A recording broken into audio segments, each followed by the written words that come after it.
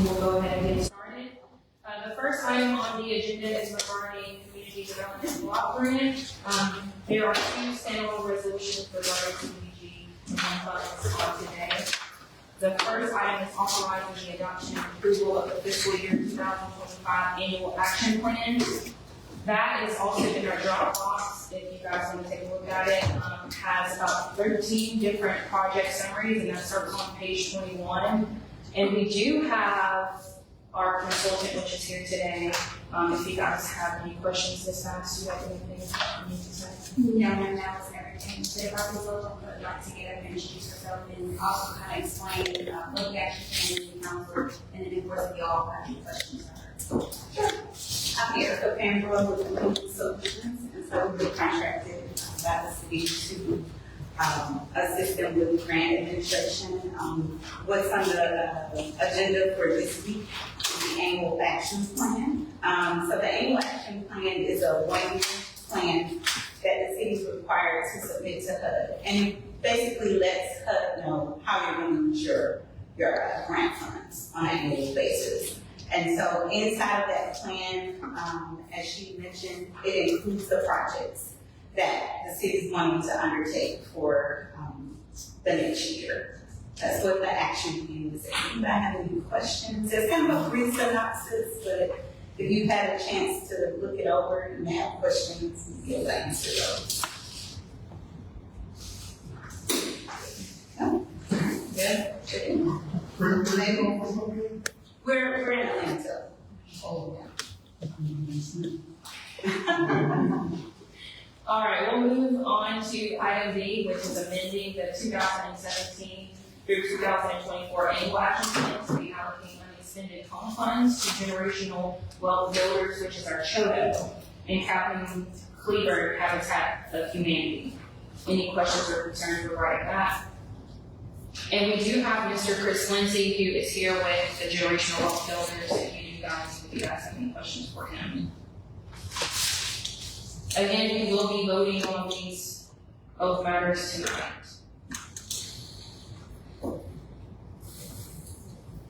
All right, we'll move forward to item number 2. It is regarding the Anniston Airport and its exceeding standard space lease to the FAA. We did have I spoke with Ms. Bass as well as Councilmember Harrington and Mr. Downey, as well as some of you regarding this lease, and there are just a couple concerns that we have, and so we want to take an opportunity to do some further review on it.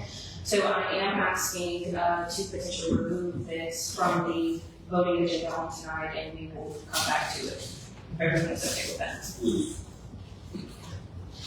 All right. And then item number 3, Councilmember Downey has a few discussion items, and I will let you take the lead on that.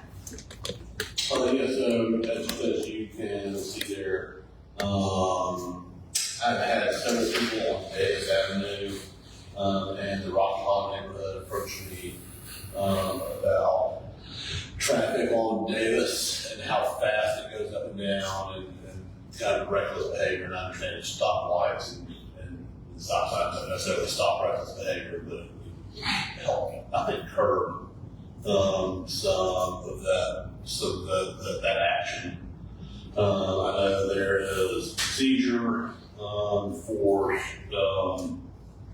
stop signs and traffic control devices, so I'll just like to get some more info on that, I guess, there. And like the process of how that works out. So that's B. On Burr Street, also in the same neighborhood, in between Davis and between Rocky Hollow and Thomas Avenue, Burr Street, a small central street, if anyone is familiar with it. There are a few houses and some apartments there. People are proud of their homes on Burr Street. A few houses, they're nice, they keep up their yards. There's some nice apartments there, but it's pitch black at night. I mean, cave yard at night. So there had been a street light there. I believe that the owner or manager of the apartment buildings had leased from Alabama Power is no longer there. So I'd like for the city to maintain a street light there.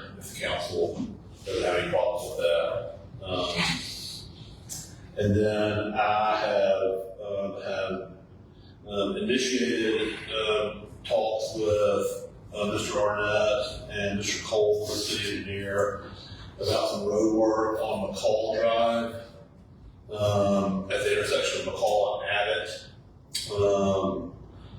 Before we allocated the funds for the National Drive paving project that completed our paving needs. I didn't think that money with those funds would need to come out of the paving budget. I thought that they would come from street department's repair budget. They will not. They'll need to come out of. They would need to have come out of the paving budget. So I would like to ask to allocate funds from our reserves.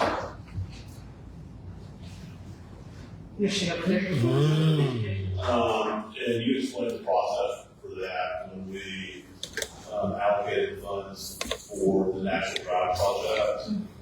And so we discussed the possibility if we needed to. So I would like to do that. And I would not like to have to wait until we have a new paving budget to have that done. It's a pretty dire situation, I think. It's a pretty bad, large divot out of the pavement that affects pretty well the whole passability of the street. So I've got Mr. Cole is going to provide some numbers on that. I thought we would have it tonight, I know.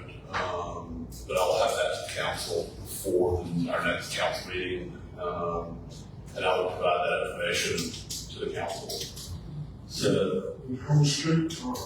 no, the whole street is paved, just like most every other street in the city. But it's a large section, bigger than half the size of this table, that you have to all that stuff to complete. It's like a reverse speed bump almost. People don't need to have to drive over that. So, Well, I think we're gonna fix that when it'll be a large project. They'll have to excavate, pour some concrete before they come back with a thick base on top of pavement. All of McCall is long. So I would love to look at that. But for now, we need them before.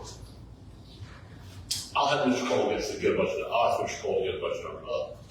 I'll get with David Arnett at the beginning of next week, or later this week rather, to get some numbers on their options. I'll provide all that information to you all before the next council meeting. I can make a presentation at the work session, and maybe we can have that on the agenda for the next council meeting. Would that be okay? Yeah, if that's okay. I'm a little, and every single time, not at all criticizing you, I know what you have to do. But every single time when somebody wants a stop sign or a red light or a speed bump, which, there's a process for it. I've only been told that we have to have a traffic study first. And I don't know if anyone's told you that or not, but I was not aware of that. that's what I've been told. That's But it may be inconsistent. I mean, it may be that some people tell me that and some people, so I'm confused. So what I have been told previously is at one point we had an actual city engineer. Now we have a project manager who has engineering capabilities or knowledge, which is Brent and Cole, correct? So I believe Public Works has the capacity to do an in-house traffic study or to be able to decide whether something is necessary. Am I correct on that or incorrect? Yes. Okay. And they should be able, if they cannot do it now, should be able to allocate someone to be able to do that traffic study to be able for y'all to make a better decision. Okay. So we usually have done it in-house, but there are some areas that we've had to, for example, not to see the trail in that area, we've had to have outsource a traffic study particularly for that area. I think what we should do is determine the actual process that we want to move forward with. So if it's a city road, you can do it whatever process you want to do it. If it's a state road, you're going to have to get the traffic study. Right. Well,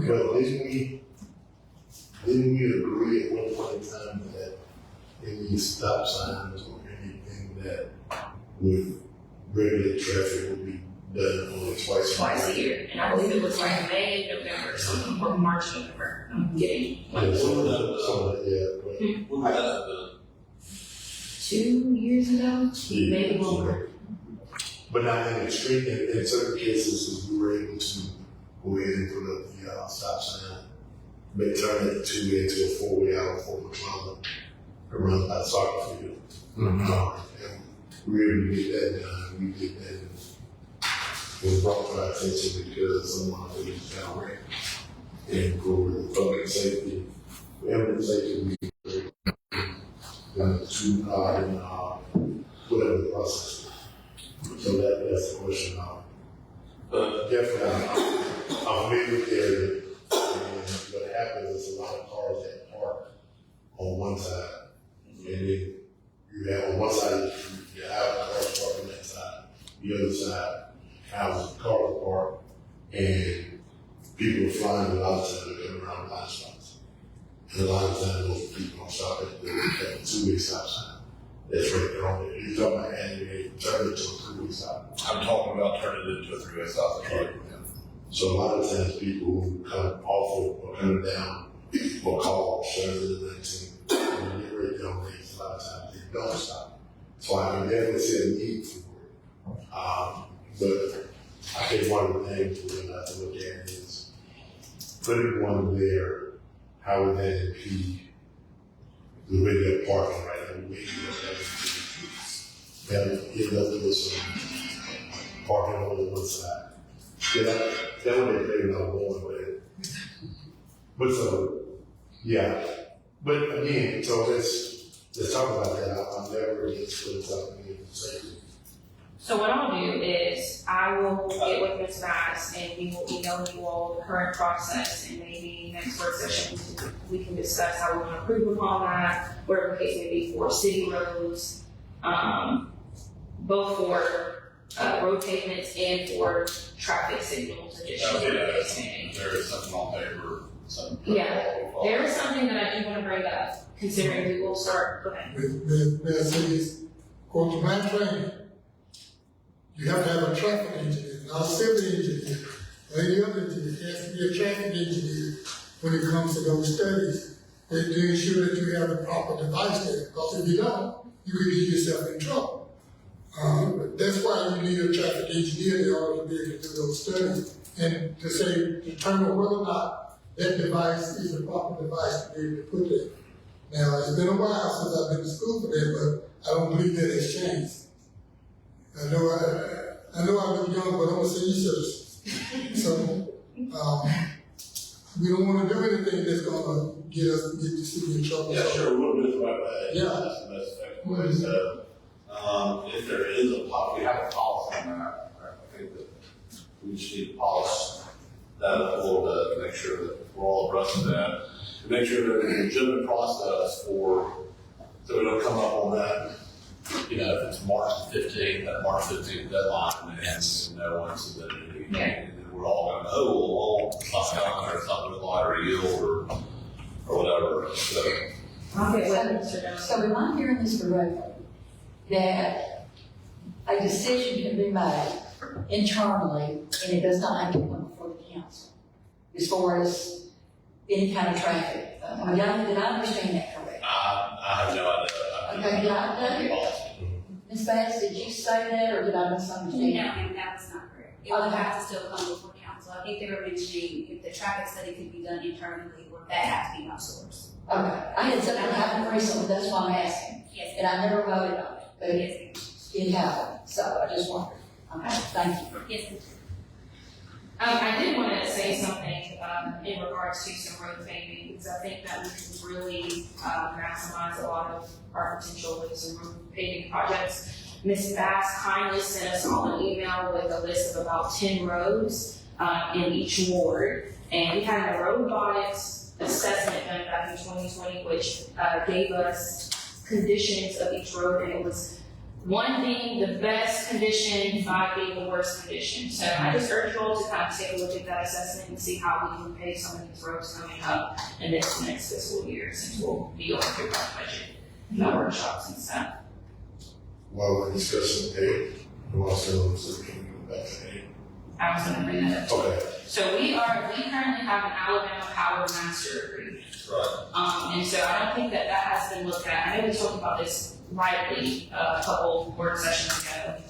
That has not been looked at since about 2017. So I think this is a really good opportunity for us to really sit down and assess the entire city. Yes. And we can work on enhancing street lighting everywhere. I think that's great.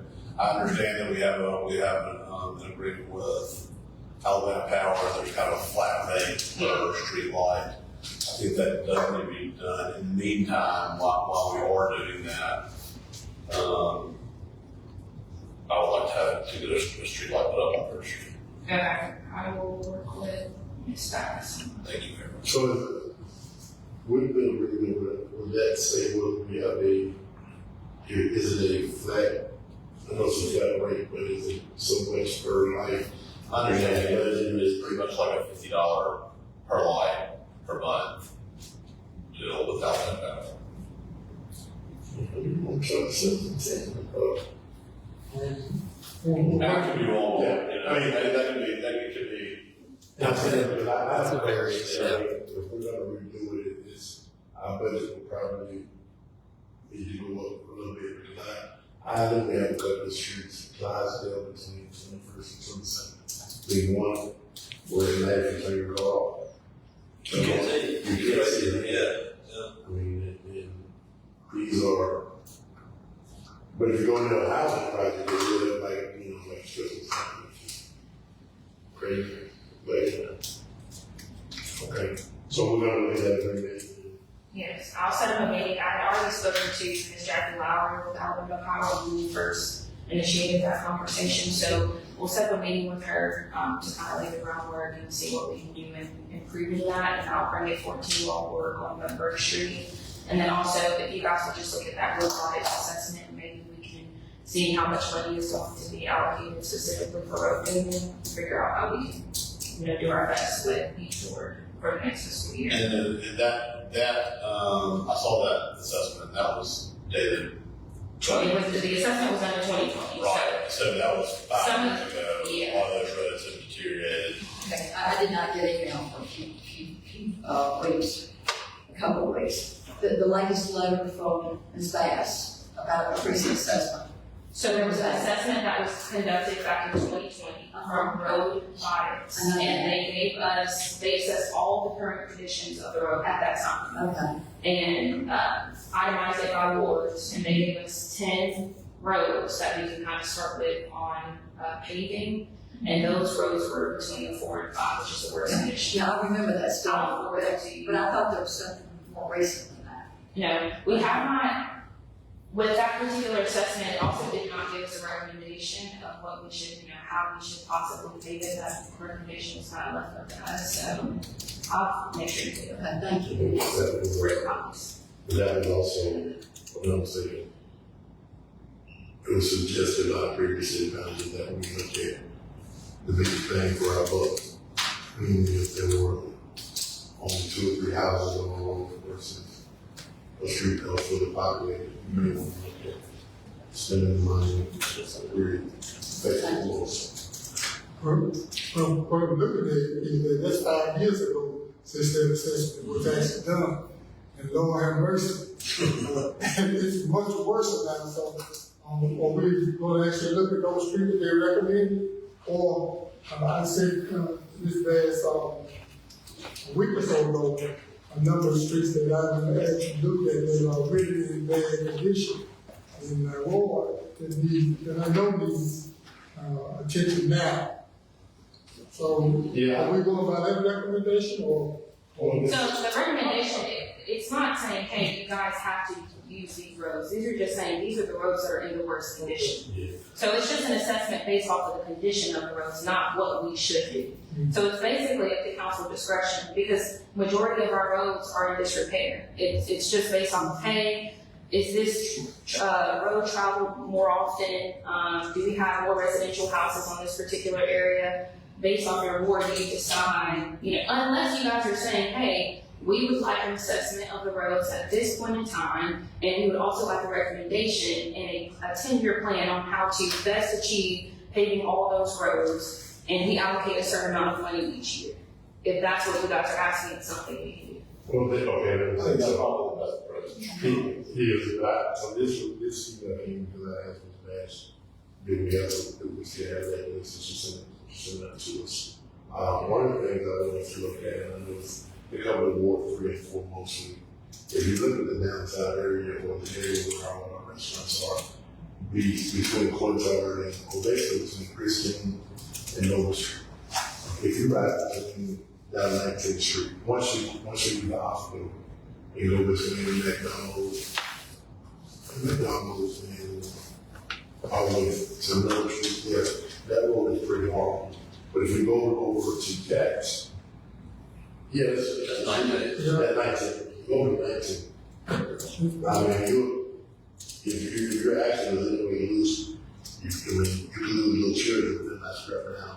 I mean, that's a rare example. There are much worse areas Right. than on these lists. And if y'all had any, I went and drove,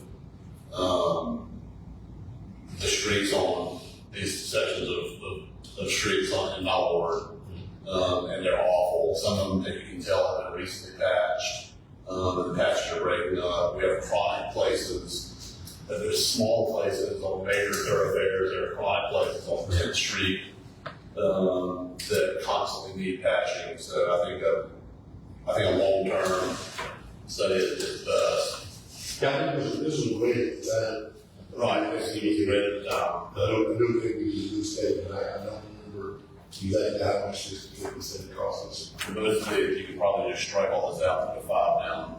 So if we do a study, we will likely need to discuss how much money we are willing to allocate every fiscal year for the purpose of road paving.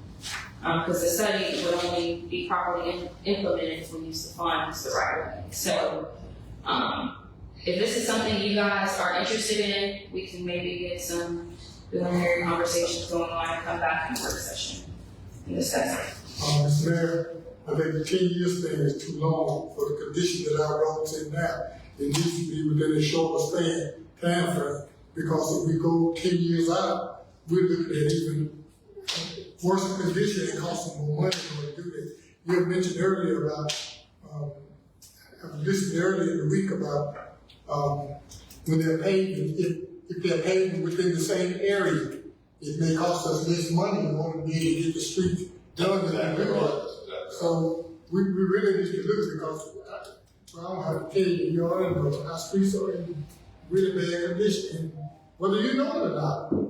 Now there's a study that says your vehicle, you don't realize how much damage it does to your vehicle with the condition of our roads in right now. Well, it's a terrible situation, and I totally agree with you. I've had more complaints about our streets than anything else. But a lot of people don't really realize how expensive it is. A little short street in Golden Springs, over $130,000 to do a little tiny block, really. And I don't know where the money's coming from. I certainly hope that we can figure that one out. So there is something that, there is probably an education piece of that too, because we recently paid what's 15th Street, 2 years ago? If that may not even that long ago. And we currently have some, what's it called? Donuts out near the end of West 15th Street that's really tearing up our road. So there are just some things that we are going to have to address, specifically on some of the roads that we are recently paved into. So I've written down the ask that you guys have made. I'll follow up via email, and I'll make sure you get that. Thank you. And we'll discuss some of this further in our next work session. So that's okay with you. All right, Ms. Bass, do you have any updates? No, Mayor. The recommendations I have, you already have discussed. Okay. Okay. Sounds good. Well, we will adjourn and meet back at 5:30.